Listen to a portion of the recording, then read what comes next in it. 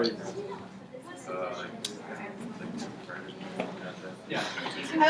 guys. So, a few things. The next exam is going to be in 5-6. So we've got a little bit of catch up to play. Recitation makeup is you also on Blackboard. No recitation today because you guys had it last week.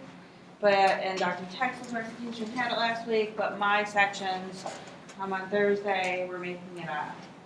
And then there's a little bit of backlog with the grading. So just be patient and I will, just in terms of recitation quizzes and extra credits and stuff. So we're coming through. I'm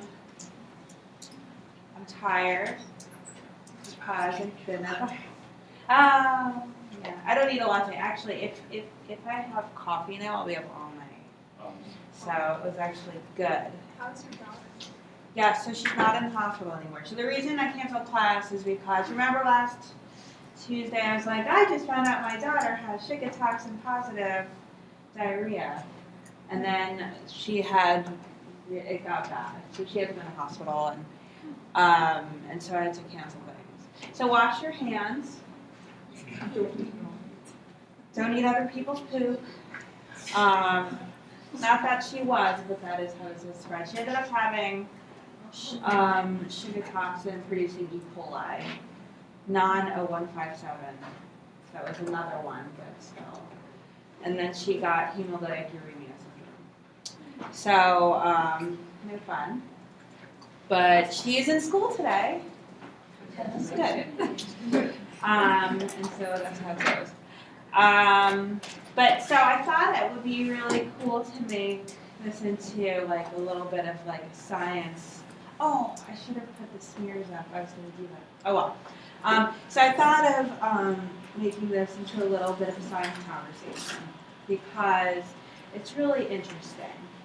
So I have 3 kids. 2 of them are identical twins, so same DNA, right? They both got the same bacteria. One barely had any symptoms. The other one so bad she had to be hospitalized. Why do you think that is? If you had to think at a molecular level, what do you think the differences might be between them? Slight changes due to epigenetics. Yeah, so epigenetics probably, right? So the thing that Riley got was caused by this toxin. Shigatoxin actually attacks all of your endothelial cells, which are the cells that line all your blood vessels in your body. And then your platelets attach to the damaged endothelial cells, which causes your blood vessels to be narrow. And then all your red blood cells are trying to get through and they end up lysing.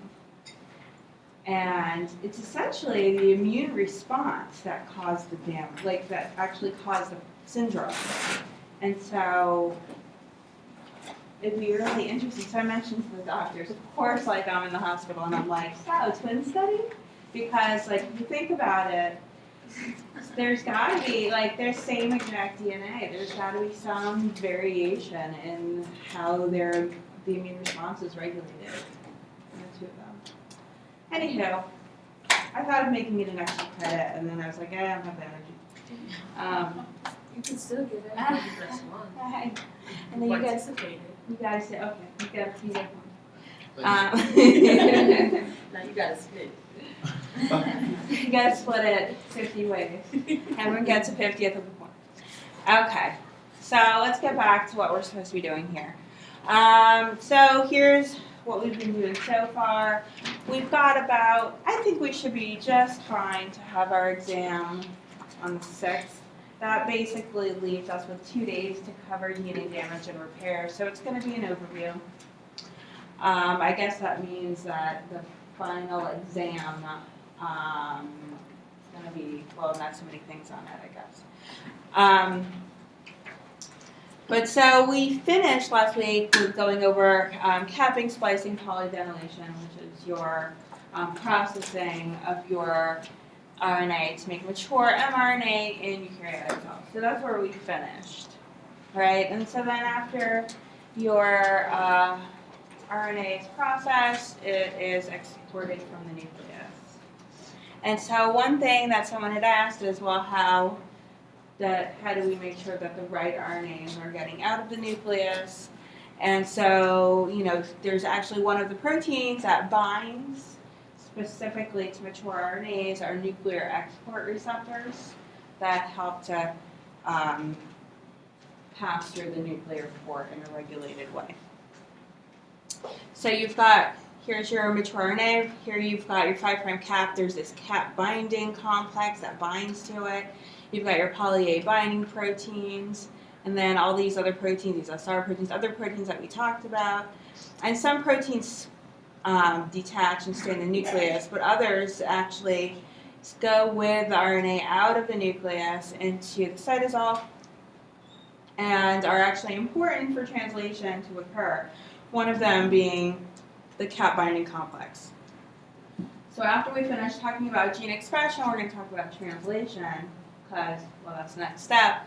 But if you notice, your cap binding complex it recruits your initiation factors that are required for beginning translation.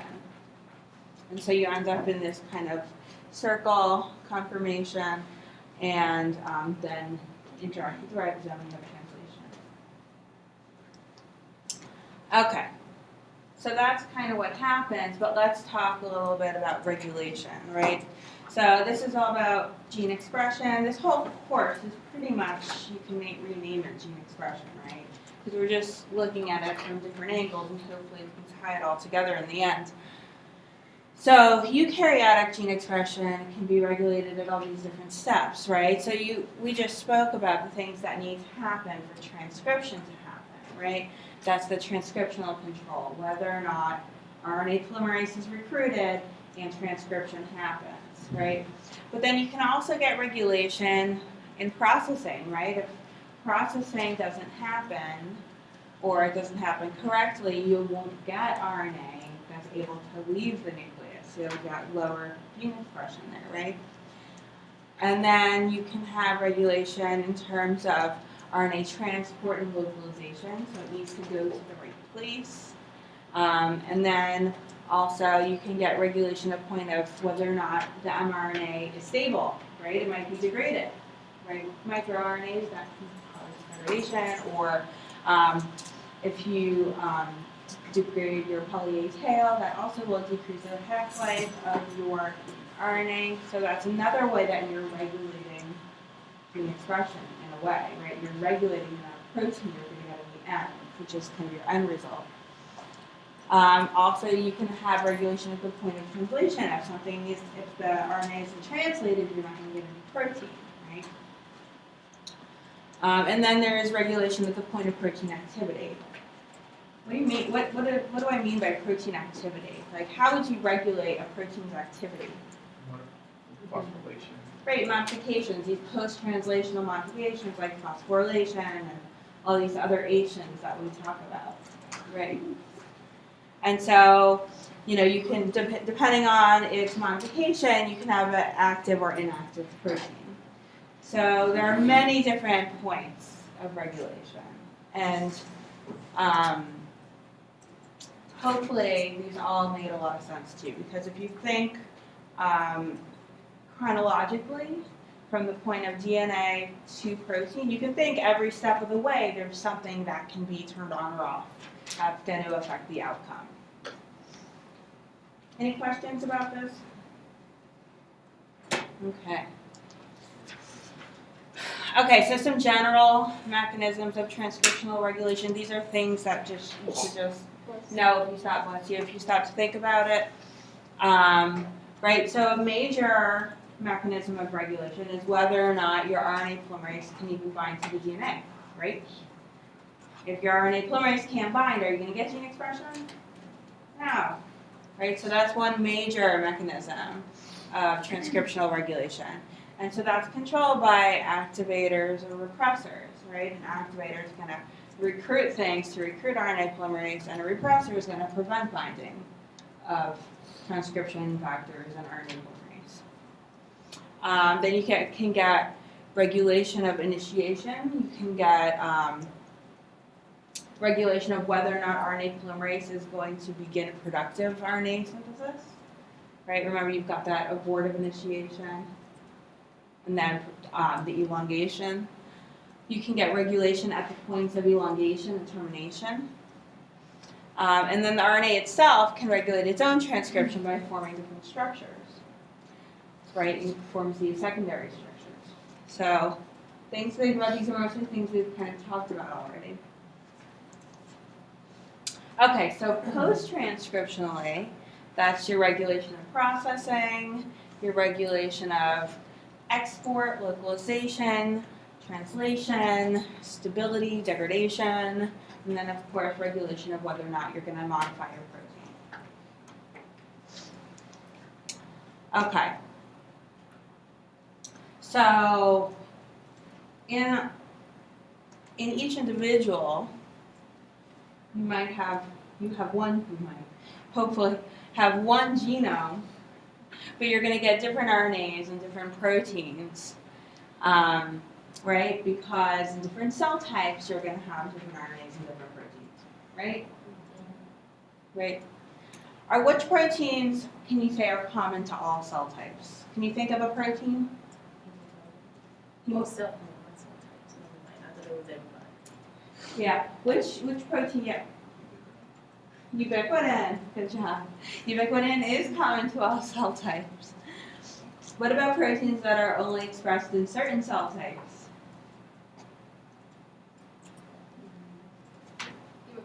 Hemoglobin, right, exactly. Right, and then there's variation of expression and then expression levels of different genes in different cells, right? So RNA itself does not really represent the final product of gene expression. It's a protein, right? So we do real-time PCR all the time to look at gene expression, but in reality, there's no direct correlation between RNA and protein because that RNA maybe is destined to be degraded. So we say, oh, this is highly upregulated, but what we don't know is that RNA is supposed to be degraded by something else, and then there's no protein, and then what we're saying is wrong. So often you want to look at both. Questions?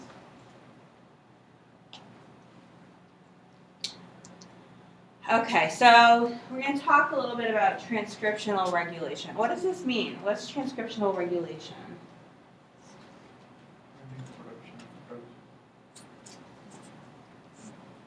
Like not making that llama protein. Genocide. What? Regulation of Well, so what's transcription? transcription. DNA to RNA, right. So regulation of transcription, right? Right, so from what I just told you, any step in the transcription cycle can be regulated. Any step even after transcription can be regulated. But here we're going to just talk about regulation of transcription. What regulates whether transcription is going to happen or not. Okay, that's what transcriptional regulation. If I say translation regulation, then we're talking about whether or not proteins get made. Okay, so pretty much the interactions between regulatory sequences in the DNA and different regulatory proteins are going to determine whether a gene will be transcribed. So that's transcriptional regulation. That's it. If you can understand the concept that there are sequences in the DNA that proteins bind to, and that determines whether or not RNA is transcribed, then you're good. Okay? So what I'm showing here is just regulatory regions in bacteria, because bacteria is the simplest. So we saw this before, +1 is where transcription starts. And then you've got this promoter region, right? And then you'll notice here there's this one region that's an operator. Don't worry so much about the names, just think about it this way, right? If a protein binds and blocks RNA polymerase from binding, are you going to get gene expression? No. if that protein's not there and RNA polymerase combine, are you going to get gene expression? Yeah, right? So normally RNA polymerase is going to bind to the promoter, right? Sigma factor brings it in and it binds to the promoter, and then you get gene expression. But you can have these repressors, and they bind to what is called the operator. You can try to remember that however you want, but if you just understand the concept of that, if something's in the way, RNA polymerase can't bind, then you're good. Right? So in this case, your repressor binds to the operator. And so this is from the trip repressor, which you guys may have learned before in microbiology, maybe. Maybe. Who's learned this before? The trip repressor? Yep. And so there, normally your repressor is not active. So the trip repressor actually represses expression of genes required for tryptophan biosynthesis. And so it kind of makes sense that if you got a lot of tryptophan, do you want to make more? No. And so what happens is tryptophan actually binds to the repressor when it's present, and that allows it to bind to the DNA and prevent gene expression. So you're repressing in the presence of tryptophan, right? Does that make sense?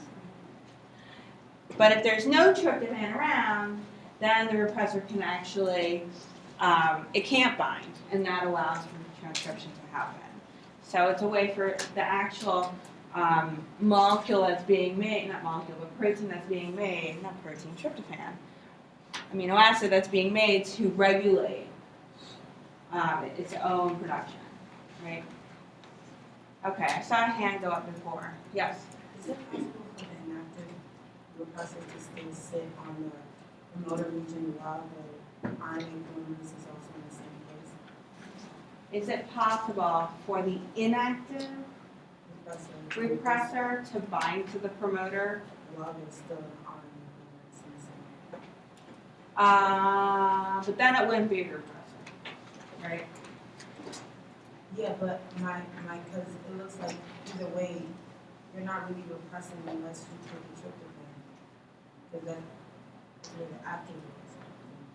So is it possible for both to still sit there and still be actively making proteins even though you still have an inactive repressor there? No, because so think of it this way. So your question, just to make sure we're clear, is about whether or not what controls the repressor binding to the operator, right? Yeah. That's pretty much your question. And so every protein has a shape, and there's a shape that's going to bind tightly to the DNA, and there's a shape that's not going to bind tightly to the DNA, right? And the tryptophan binding changes the shape of the repressor so it can bind to DNA. So it actually cannot bind unless tryptophan is binding. Yeah. So the inactive repressor is just like floating around. It's just hanging out. Inactive repressor is just not binding, not doing anything, not repressing. Yeah. Yep. And you can see it physically is blocking RNA polymerase. Yep. And that's how a lot of these repressors work. It's so nice and neat in bacteria.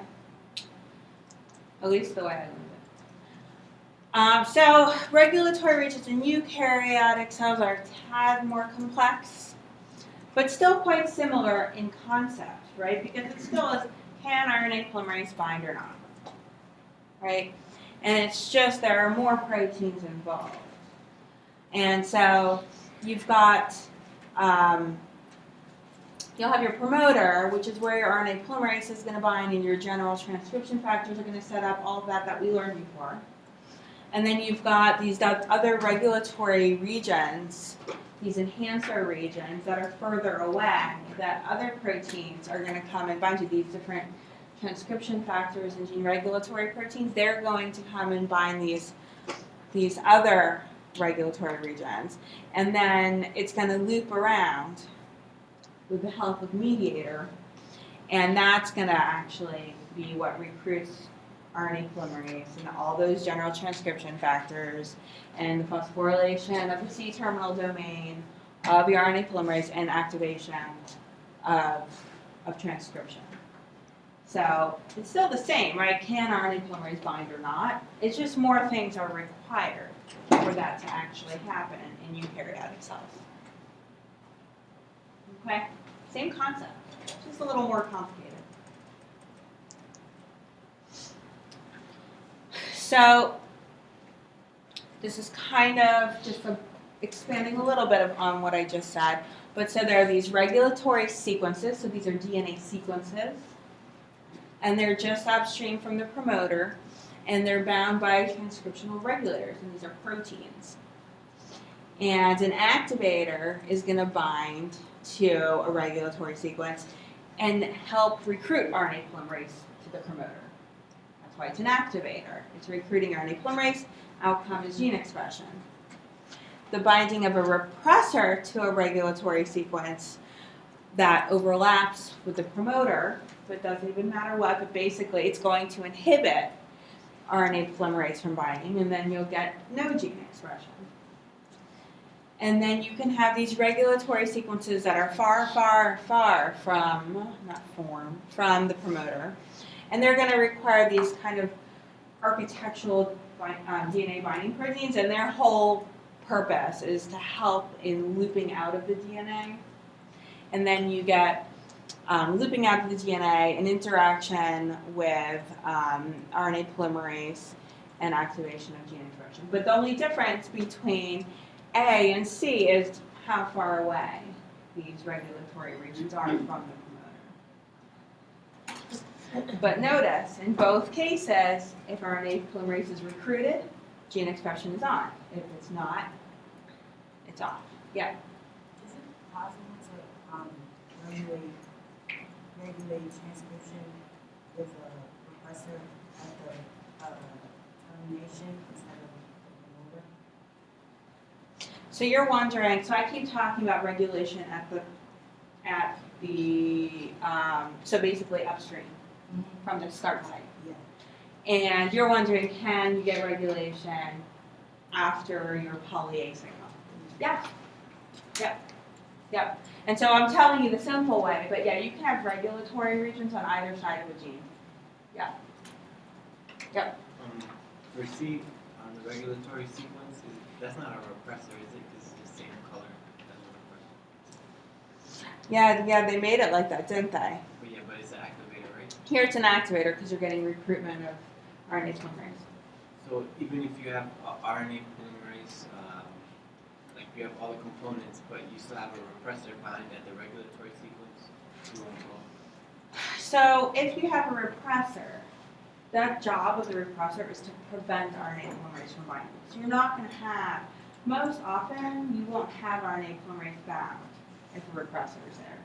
Because that's how it represses, is by preventing access to the promoter by RNA polymerase.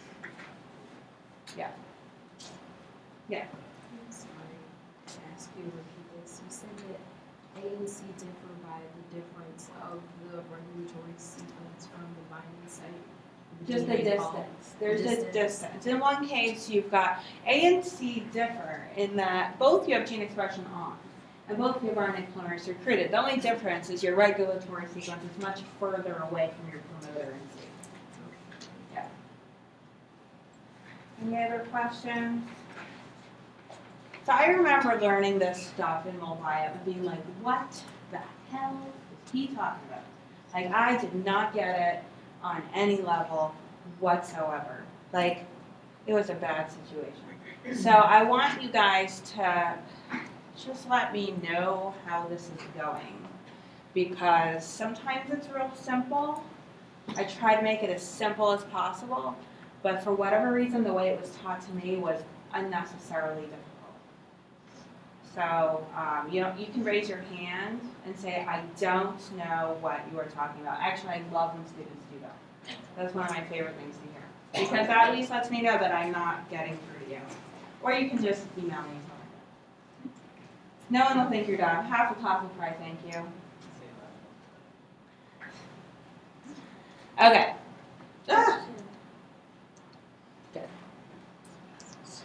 Okay, yes. So the binding protein, it flips the DNA, like The looping? yeah.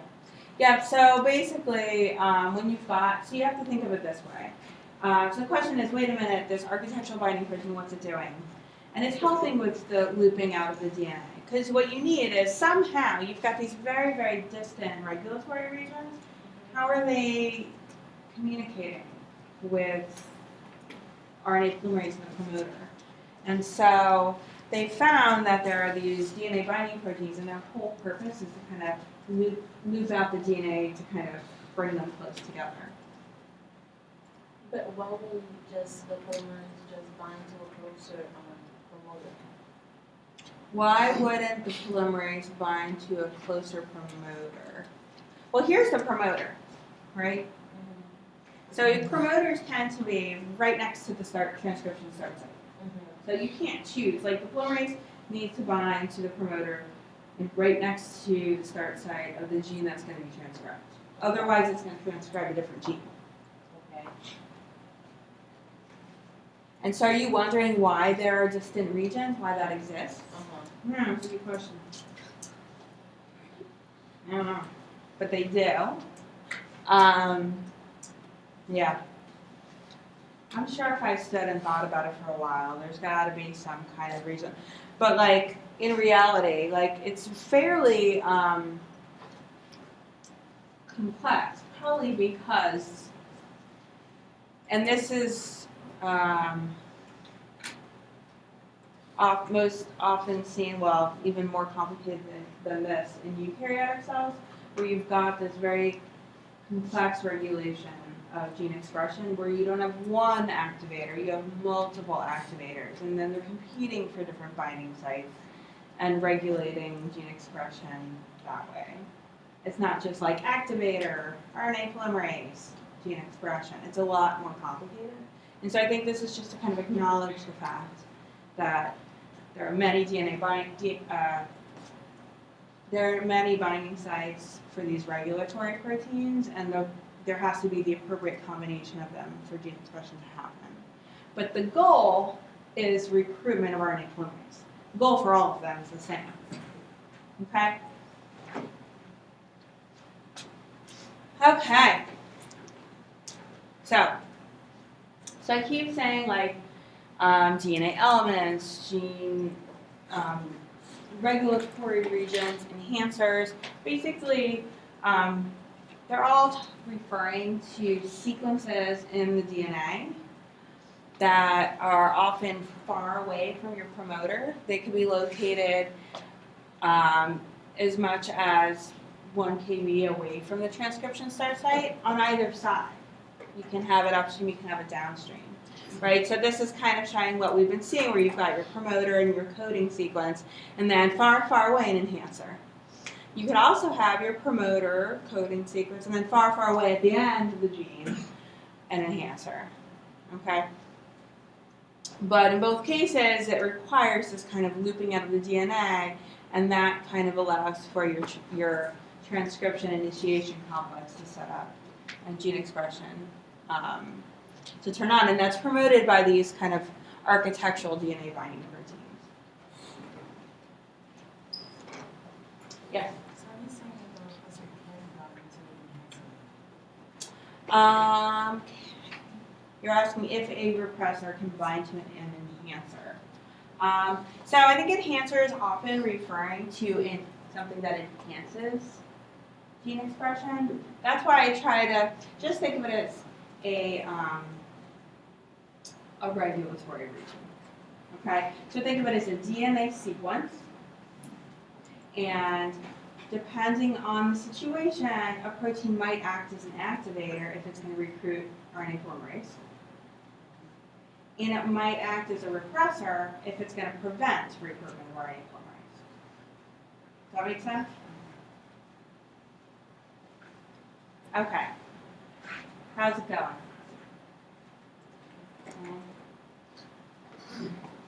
Okay.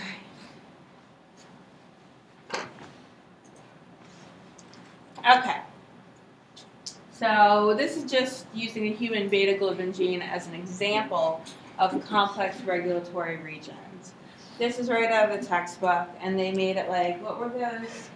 Runts. Remember those? Yeah.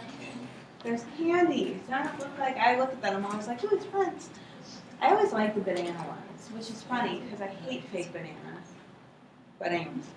And this is funny too because it's like a zucchini. It's like they ran out of ideas for fruit. Zucchini, apple, lemon, carrot.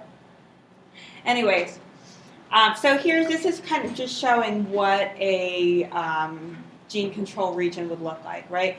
So you've got your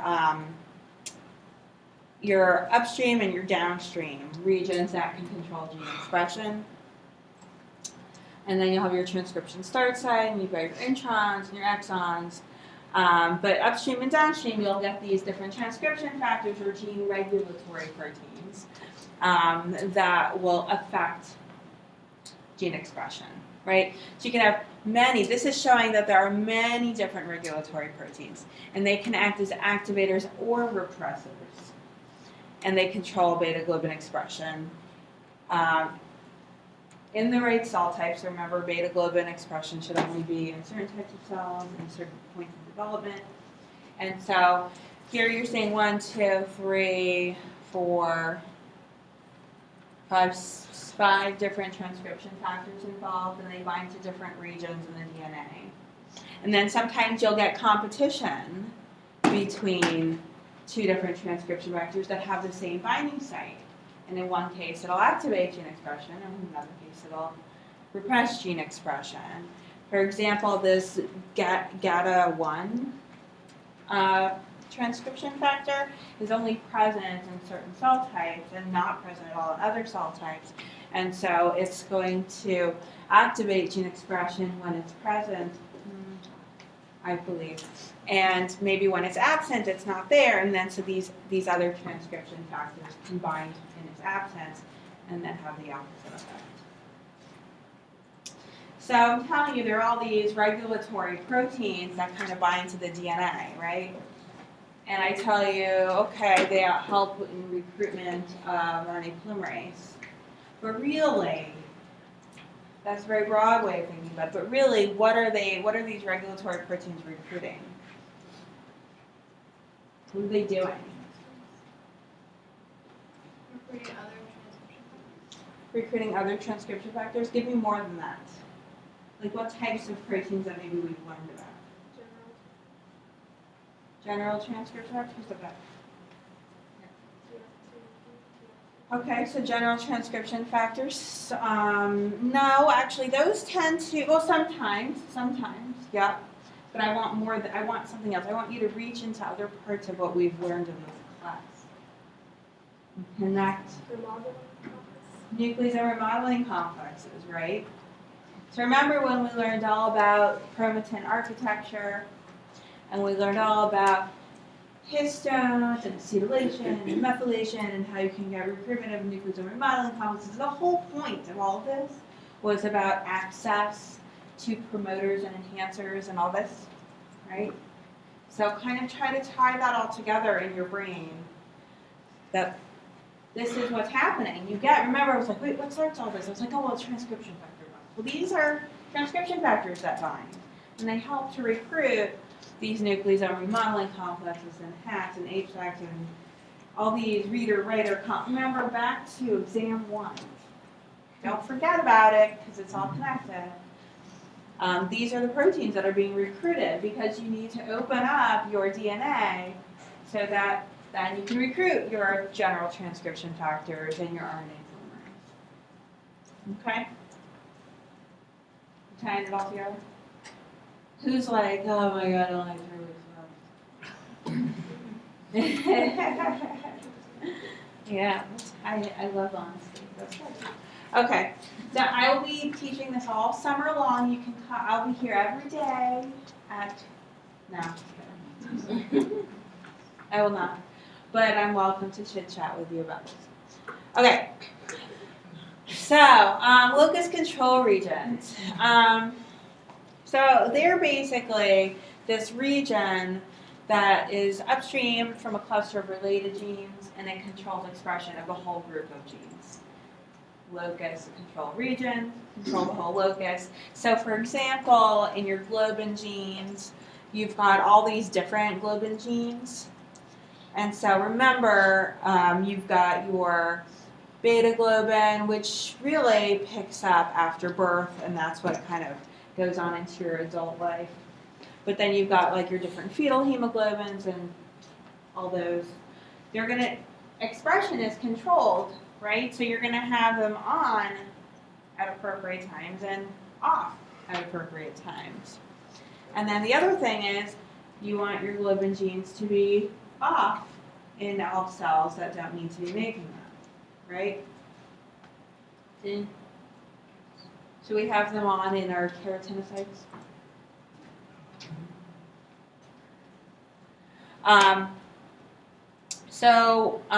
What's the advantage of controlling a whole cluster of genes at once? Why would we have evolved to be able to do this?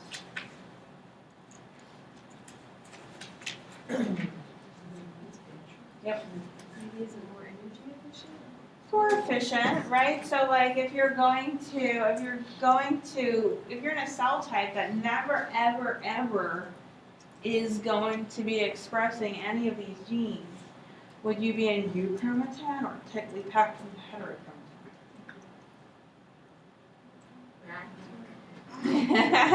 Right? You will be very, very, very much silenced, right? Yep. That's the same thing as like operon. Right, so in the past I've compared it to an operon, but I don't anymore because then people get all crazy and taking that too far. But right, in an operon you usually have one control region for a number of related genes involved in one process. And that's in bacteria.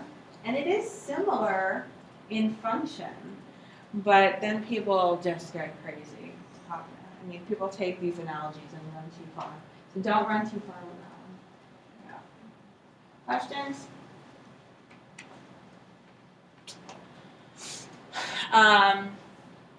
So actually patients with thalassemia, which is a severe hereditary anemia, have a lot of this locus control region deleted. So my guess is it's not easily activated in the appropriate cells.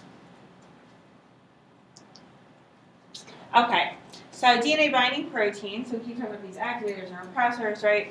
DNA binding proteins don't directly control transcription, but they control transcription through the proteins they recruit. And that's what I was kind of just trying to get you to think about, right? They're gonna recruit co-activators and co-repressors that are going to interact with the transcriptional machinery, which is like all your general transcription factors and RNA pol, or modify chromatin. All things that logically need to happen for gene expression to happen. And then these regulatory proteins, their activity can be modified by basically whether or not they can bind. Like you can have an allosteric effector like cyclic AMP that might bind and regulate whether or not the activator or repressor is able to bind to the DNA. Or covalent modifications such as phosphorylation. Okay, so again, regulation of your regulators. Make sense? So this is just showing we learned all about those histones and all those modifications and the hats, and this again tie it all together. You can get activation or repression of gene expression through recruitment of these chromatin modifying enzymes. Okay, and so that's how those transcription factors bind to the DNA at these regulatory regions and recruit HATs and HDACs and chromatin modifying nucleosome remodeling complexes, all of that. Okay, so the question is, so I keep saying they bind the DNA, they bind the DNA, they bind the DNA. How do you transcriptional regulators bind the DNA? Like physically, what do they bind to? There's only 4 bases. How do they bind? And they bind with such specificity, right? They don't just randomly bind. They bind to very specific sites. Does anyone know, like, major groove, minor groove? You guys learned about this in, like, 201, and you went, yeah. Okay, maybe.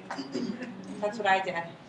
Right? So DNA binding proteins, they access the bases from the side, from the edge of the helix, mostly in the major groove. Remember, you looked at a picture of the DNA like this, and someone said, this is the minor groove. This is the major groove. And then they went on. And you're like, okay, so what? But so your major groove, if you think about it, if your protein coming from the side, you have access to a lot of H bond donors and acceptors. So there's a lot of opportunity for hydrogen bonding there. And also, this is a nice space for like a helix to fit, right?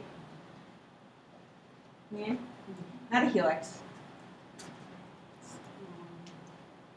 Yeah. Yep. A helix. Sorry.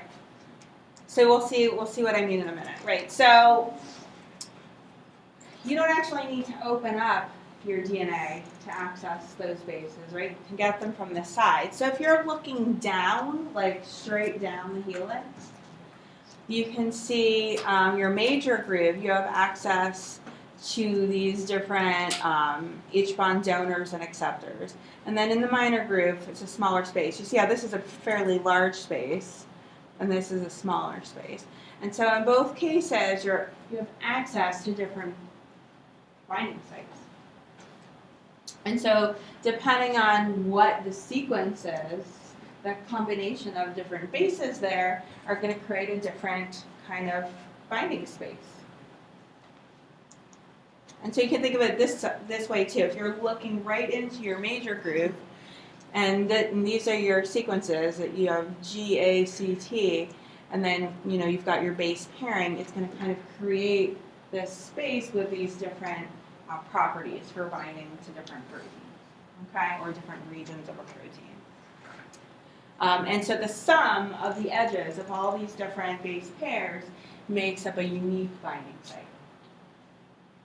And so maybe they should have told this to you when they explained major groove and minor groove. I just remember being like, okay, so what does that mean?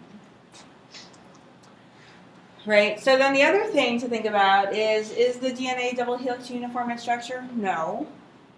Right, so there's this 36 degrees of helical twist between nucleotides, and then there's 10 nucleotide pairs per turn. And so if you look at an electron micrograph of these fragments of DNA, you notice they have structure to them. They bend. And the sequence of the DNA actually affects the structure of the DNA. So if you combine the different properties of the different base pairs and the shape from the sequence, you actually get these unique binding sites. And this is all related to whether or not these transcriptional activators or repressors can bind to a certain place or not, right? So that's like many recognition sites in the DNA sequence are tiny. Is that the reason why many recognition sites in DNA has like tiny? So you're asking whether this is why recognition sites in DNA have repeats. I don't know. I mean, there's so many transcription factors that all have unique binding sites. And then you only have 4 bases. Well, and that is the other thing, is you do have that twist, so you do have to have things in the same base of the DNA. So, another thing about sequence and structure is that the DNA sequence affects its ability to bend. Okay, so you can have a protein that's going to bind to the DNA, and it will actually bend the DNA. So, for example, here's the DNA, and this is the E. coli. This rendering of the E. coli cap gene, and that's a regulatory protein. That's in the lac operon. Remember cap and kind of. And when it binds, it distorts the DNA that would normally be straight. Did we talk about another protein that distorts the DNA when it binds?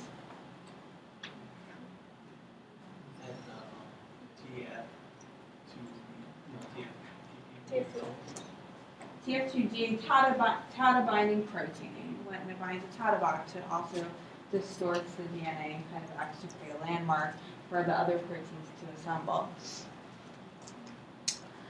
So this is how it would look with the DNA-protein interaction. Here you can see your double helix in there. And remember, what's the overall charge of DNA? Now you get that, right? And then, so here you can see the protein binding to the DNA, and then you'll see that the blue is electropositive. And so that's a DNA binding site within the protein. So how do DNA-protein interactions compare to protein-protein interactions? Are they similar? How do proteins interact with each other? Through what properties? Huh? Okay, binding site, but what properties? Charge. Charge, a lot of it is kind of charge-based, right? These ionic bonds and, right? Yeah. And so it's kind of similar with DNA and protein. You're dealing with charge between your amino acids and your protein and the whatever is in your major group of your DNA. Okay, so we're talking about these gene regulatory proteins, and so we're talking about how the binding is super specific, and so this is just an example of different types of gene regulatory proteins and the DNA sequence that they recognize. Okay, so you should memorize this right now. Right away, because it's very important. But just to kind of understand that you've got certain, it's very specific binding sites. And so just to relate this, like remember we talked about reporter assays and how that's looking to see whether a transcription factor is active and activating gene expression, and you're kind of testing whether or not that promoter is being activated. Well, what do you put into that reporter? You actually, in front of your reporter gene, you're adding in whatever sequence is going to be recognized by your transcription factor, so that you could specifically look at the activity of your transcription factor. Okay, how's everyone doing? Is everyone as tired as I am? Yes. More than me, oh dear. I got an email today where they were asking if they can come videotape my class for like marketing purposes. They were looking for a dynamic professor, and I was thinking to myself, I am so not dynamic today. I'm like Dad. It's like if a zombie was teaching the class. And so I was like, I'm gonna just wait to respond to that email because they'll come in and I'll be like, look at the DNA sequence. It's right there. That's not zombie. That's like robot. Right? How do zombies talk? You know, zombies don't talk at all, do they? You guys are the zombie generation, aren't you? There's been this not like you are zombies, but like there's been an obsession with zombies, I feel like in the last 10 years, that I swear it was not around before. Like people, I did not care about zombies at all. And then suddenly there's like zombie runs and like zombie proms and zombie parties. It's all over Facebook. Oh, there we go. You guys have you heard of Facebook? It's this thing where people post pictures of their dinner and their cats. Okay. I had to revive myself there for a minute because I'm about to read you the sequence. I did have this. I worked with this one guy once who would read sequence to me. It was really painful because my attention is like gone in 2 seconds. Anyways, without reading DNA sequence. Okay, so I'm talking about DNA and gene regulatory protein binding and how it's super specific and how they get recruited to recruit all these proteins that are required for activating gene expression, or maybe they'll get recruited to prevent RNA polymerase from binding or recruit other chromatin remodeling complexes to repress gene expression, all that. But it really comes down to, can the protein bind to the DNA in its specific site, right? And so that's what we're talking about here. And so this is kind of looking at a close-up of the major groove. So here's an A and a T base paired, and that's kind of like, it's like be just a cross-section of your DNA. And here's your major groove, here's your minor groove. And it's kind of showing how your DNA binding protein is going to kind of sit right in there in your major groove, and there'll be some hydrogen bonding between, for example, an asparagine and your adenine, for example. Now, in reality, that's just one interaction, but in reality, you're going to have like 10 to 20 of these type of contacts. And that's how the DNA is binding, proteins are binding to the DNA. Does that make sense to everyone? Or do you want me to start talking like a robot again? No. Okay, so we're going to go through a few different common DNA binding motifs. And they're all similar in the sense as they all have some kind of structure that sits in the major groove in some way, and you've got those interactions happening. All right, so there's the helix turn helix. So this is showing a helix and then another helix, and it's a helix turn helix, right? And it also is just kind of going to sit right there in the major groove of the DNA, and it has its own different characteristics of in its sequence that's going to bind to its own specific sequence in the DNA. And so this is a motif that specifically binds DNA, and it's seen over and over again in different proteins. And that's why, remember, we've talked about domains and how domains are these regions of proteins that tend to do the same thing over and over again in different proteins. Well, these motifs are similar. They're these very small regions that tend to also do the same thing over and over again. And so it's showing here that CAP and lambda CRO and the lambda repressor, they all have this helix turn helix motif, and you can see how one of the helices is sitting very nicely in the major groove of the DNA right here. Are you guys used to looking at protein structures? It's kind of cool. I think sometimes the more like in-depth you get, the more it makes sense. So hopefully this is like awesome rocking stuff for you. Okay. So then there's a homeodomain, which is another kind of DNA binding motif, and it's a monomeric helix turn helix. So monomer 1 helix turn helix as compared to, for example, the lambda repressor has 2 helix turn helix. All of these have 2 helix turn helix motifs, and they're sitting in 2 major groups on the DNA, right? But homeodomain is just 1, and you'll have 1 helix sitting in that major groove, and then there's this N-terminal arm that forms an additional contact with the DNA. So here they numbered the helices 1, 2, 3, and you can see number 3 is sitting in there in the groove, and they're showing your serine, arginine, asparagine are all interacting with the DNA, and then there's this arginine at the N-terminus that's also binding to help stabilize the interaction. So then there's the zinc finger. And the zinc finger is the most common DNA binding domain in the human genome. And it's called the zinc finger because its structure is stabilized by zinc ions. I don't think I understood metal ions in terms of DNA protein structure until graduate school. I didn't really get it, but now I get it, and it kind of just makes sense. Really, all it's doing is helping to keep this part of your protein and this part of your protein together. And so there's these cysteines and these histidines. Cysteines and histidines like to bind to metal ions. And so here it's showing that you've got this zinc atom sitting there, and the cis and his are kind of binding together, and that's helping to maintain the structure of the protein.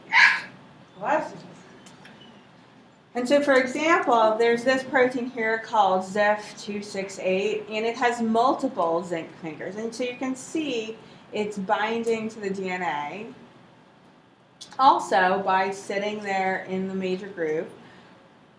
in 3 different major groups, and you've got 3 different zinc atoms kind of coordinating the structure in each spot. Okay? And so if you were studying a protein and you saw it had a zinc finger, or you saw it had cis, a whole lot of space, another cysteine, a whole lot of space, a histidine, a whole lot of space, another histidine, and had some kind of effect on gene expression, it might be interesting to look and see if it's a zinc finger. Actually, a long time ago, I worked on a protein that we thought had some kind of zinc finger, and the way that you prove that it is by doing this radioactive zinc binding assay, where you purify your protein and you put it on a membrane, and then you denature it while on the membrane and then renature it so it's in the right structure, and then add this super radioactive zinc and let it bind, and then expose it to film later. And if there's a band, then it was zinc binding. Well, we had never worked with radioactive zinc before, and we called to order it, and the guy came to deliver it, and he brought these lead bricks that were like this thick to protect us. And basically, radioactive zinc is like so horrible that you need to like work with a wall of lead bricks around it. I would like to then like run out of the room. We worked in a whole different lab, like up in like this like dungeony part of the building. Well, it was upstairs, so it wasn't a dungeon, I guess. But anyways, we got the data, and then we quickly got rid of the radioactive zinc. Okay, so I'm telling you, zinc, it's coordinated by cysteine and histidine amino acid residues, right? And so if you just kind of look at the primary sequence of a zinc finger, you'll see here's your single letter code, and you'll see there's a cysteine, then equal spacing, well, not equal spacing, but like then there'll be another cysteine. But like, so if you see a string of cis's and histidines, you can maybe suspect there might be a zinc finger. Just for fun, you guys should go look at some zinc finger structures. It's fun. And again, that's how it's going to look when you look at the actual protein structure. You might have a helix and you might have a beta sheet, but really what's happening is this zinc is kind of helping to keep that folded. Without this zinc, do you think that structure would be there? No. What would happen? What would it look like? Linear. Yeah, you'd still have your helix and you'd still have your beta sheet, but it would be like, it would flop open. Yeah. So if I asked you a question about this and I said, you assume that a protein is a zinc, protein has a zinc finger, and you don't want to work with radioactive zinc, so you decide to treat it with a zinc chelator. So that would be a chemical that chelates or binds all the zinc. Would you expect this protein to activate gene expression? No, right, because now it's lost its structure and it can no longer sit in that major groove and do what it needs to do. So that's kind of the type of question that you might see at some point on some exam. Any question about zinc fingers? Yep. So when we're comparing this to the other one, the helix and helix, do you just want us to remember, I guess, the element that stabilizes it? So here for the zinc finger, it would be like the zinc is stabilizing it, and the other one, I guess, would be, was it the, I don't know, some internal arm? Yeah, I mean, you How can, is yeah, this, so it is a really smart, so Venus is asking, okay, what should we know about this? And so I think it's just important to understand that there are different types of motifs that are common in DNA binding proteins, and these are some of them. Because in reality, that first one, let's go back, that first one, that helix turned helix, doesn't have anything stabilizing. That, it's just that you've got this helix sitting in the next one. The next one does have that N-terminal arm, but really what I want you to think about is, can it bind? I might say something like, you mutate your serines and arginines in your helix so it can no longer bind DNA, well, what effect will it have on gene expression if it's an activator, whatever. So you have to understand that this is what's binding DNA, and if it's not binding DNA, then it can't work, right? And so in these cases, maybe, like in this case, maybe just mutation of your helix so that it can't bind to DNA is one thing, or maybe mutation of that, N-terminal arm might affect binding. And in this case, removal of your zinc is going to destroy your structure. That might affect binding. But the overall picture is, can it bind, can it affect gene expression? Question. Yes. On the side, before this one. So is that another metal molecule? That's number 3? No, so that's a helix, but you're looking, so here's how it looks in one way, and here's just another term. So imagine like your toilet paper roll is, you're looking through it. So you're looking straight on here. That's not a metal. That's not any sort of metal ion. Questions about this? Okay. Okay, so cysteine and histidine have properties that allow them to bind zinc. So this is just showing cysteine, and this is showing histidine. And this is showing how it looks when zinc is bound. It binds right here. And then this is showing it interacting with zinc. You're not going to have one cysteine binding zinc. You have to have all 4 cysteines and histidine that are coordinate the zinc ion together. So some gene regulatory proteins are going to have multiple zinc finger repeats that make multiple contacts with the DNA. And so for example here, this is showing you've got your metal ion here, kind of holding the structure together. But notice your metal ion is not binding the DNA. It's just keeping your protein in the correct structure so it can bind DNA. So don't get confused there. And so here you'd have these different helices that would also sit right in the major group. Okay, so here's a biotech application for this. So histidine, I just said, is one of these amino acids that binds to metals. And so you can actually use the metal binding characteristic of histidine in protein purification. We do this in the lab all the time. Right? So you can have your protein, and then what you can do is you can tag it with multiple histidines. I'm really boring today. I'm watching a lot of people sleeping. I used to have this friend, Davison, who used to fall asleep in every single class in grad school. And he was from Zimbabwe. And he'd always be like, oh, jet lag. I'd be like, Davison, you've been home for like a month. No matter what, oh, jet lag. It was so funny. Anyways, yeah, so you can have multiple, you can have what's called a his tag, where you'll have his, like a whole string of them. And attach that to your protein of interest, and then you incubate it with beads that are covered with whatever metal, like it could be nickel beads or cobalt beads, I guess zinc also. But most often it's nickel or cobalt that is used. Maybe it's cheaper. Maybe it lasts longer. Less. Yeah, it's allergy season, right? Mm-hmm. You start handing out Allegra. And so normally what you do is you engineer your protein to have this tag on it, and then you kind of incubate it in a column like this that contains your beads, and it's going to stick because his likes to bind to beads, likes to bind to metal.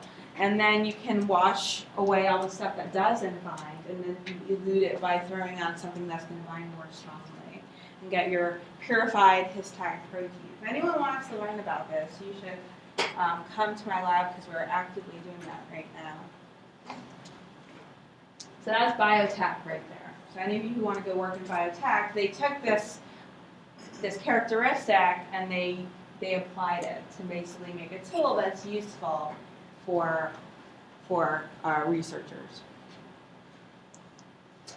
Okay, so let's go back to DNA binding motifs.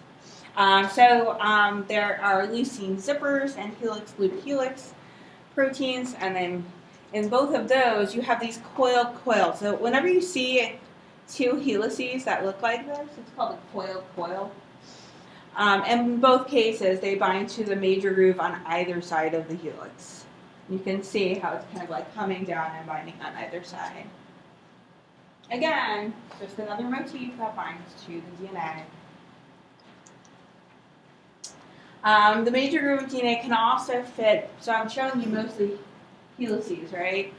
But the major groove can also fit beta strands, that's showing 2 beta strands there, or different kind of connecting loops in its major groove. And so that's in the MET-J repressor. Yes? By helix and beta sheets, are you talking about the protein? We're talking about the primary, protein. secondary structure? Yeah, we're talking about, when I talk about beta sheets and alpha helices, then I'm talking about the protein's secondary structure. Yeah.